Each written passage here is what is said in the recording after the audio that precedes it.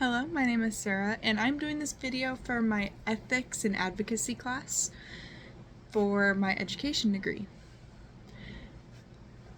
If you are interested, go ahead and keep watching. If not, keep going, I guess.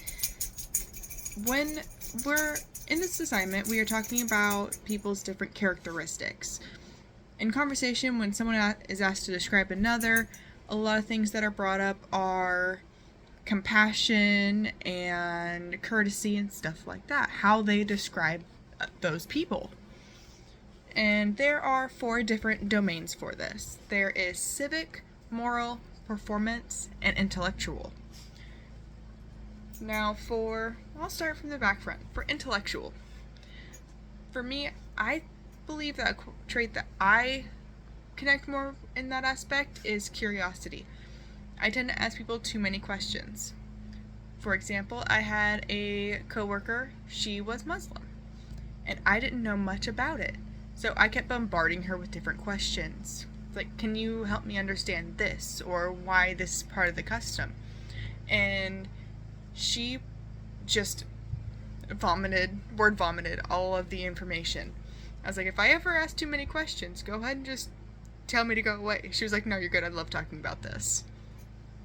So I just have a lot of curiosity about different things. I've primarily been more into different religions recently because I want to know more. I had another coworker, he was Indian. And like from India. I should probably clarify that. I had a thing to where I would go around and I'd tap someone's foot with my foot and then run away. And he told me that was actually disrespectful in their culture. I apologize. I am sorry. I did not know that. So I was been trying to learn more about different things. That way I didn't offend someone or anything along those lines. For performance, I said that I was more determined. I have worked on my associate's degree for 5 years. It is a 2-year degree, but I paid my way through it. I believe that shows my determination to become an educator. Yes, I may be younger or older than a lot of the students in my class. Keep in mind, I'm in my mid-20s. But I'm still determined to get the degree that I want. I'm finally working on my actual bachelor's degree, and it's gonna be a long ride still. But this determination helps me push myself and can show my future students that I want to push them too, to reach their full potential. If I don't push them, what's the point in pushing myself? For morals, I chose courage. So with courage, it can be hard to show that in any kind of work environment unless you're standing up to a boss or a rude coworker. However, it also takes courage to admit when you're wrong. I tend to be wrong about a lot of things because either I misspeak or anything along those lines, and I want to show my students, like, hey, I'm sorry, I was wrong in this, let me explain why. I want to show my future students that, hey, you can make mistakes, I make them all the time. And for civic, so part of being the civic domain is civility, and it's being courteous to everyone. I try not to be rude to anyone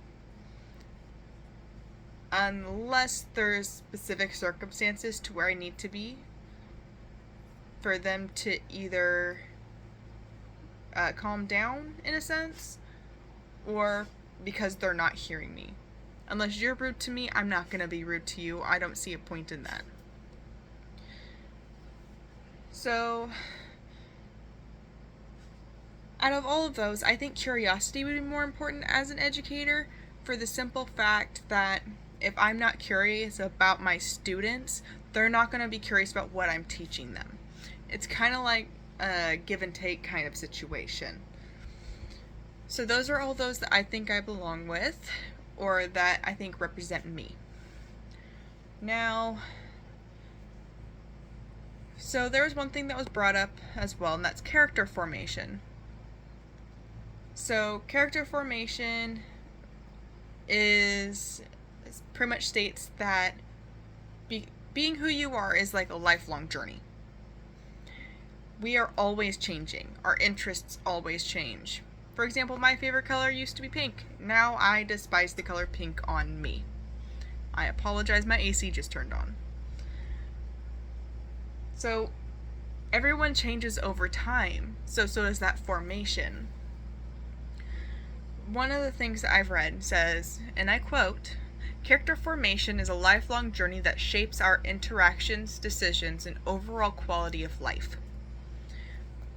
None of us are the same person we were 5 years ago. That's never going to be the case with anyone. We all change. Hobbies change, habits change. Though we do have those old habits we all need to get rid of. Mine is procrastination. So, that kind of development shows us that we can all change for the better or for the worse, depending on how we carry ourselves. So, how would I bring my character or my formation into a classroom of students? There are a few things that we could do. Not everyone's the same, and I've mentioned that. What I could do is I can have students discuss different habits they have, different rules they go by at home. All these things in our lives shape us. And they can become discussions like, why does your family have that rule?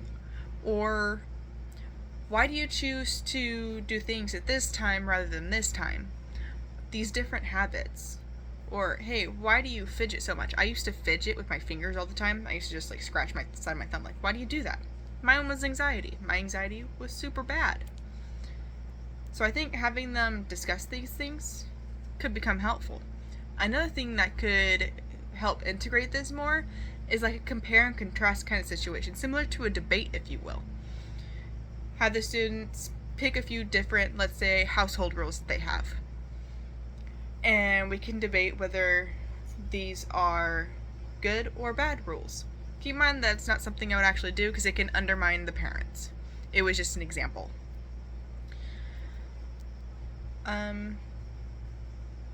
So some of the things that I would use to help my students. I would have them talk about things that make up who they are. Favorite color, favorite hobbies, favorite habits. And that will help them find themselves, and it might teach me new things. Everyone learns from others that they are around.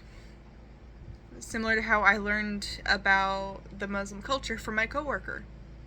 Yeah, she didn't teach me everything, and I'm not going to know everything. But she taught me a few things that I believe I should know. In case I have a student that's Muslim, or I have bad habits that might be rude to some cultures, similar to the foot kicking thing with my Indian coworker. So it's kind of 50-50 on how things would work out in the end. But I could have them also research things about their culture. Hey, can you write me a one-page essay about the things that you like about your culture? What makes your culture unique? Or what makes your religion unique? Stuff along those lines. I know different people have different things that are rude and unrude. Similar to, I don't remember what region it is, but there was one where burping was considered an appreciation for the food they were eating. So it was like a compliment that you burped. I don't remember which one it was, though. I'm going to have to look that up later. So having them learn from each other is actually a good tool as well. And let's say that one student disagrees with this one student because they have, let's say, the same religion. Okay, well, let's research this. Let's figure this out.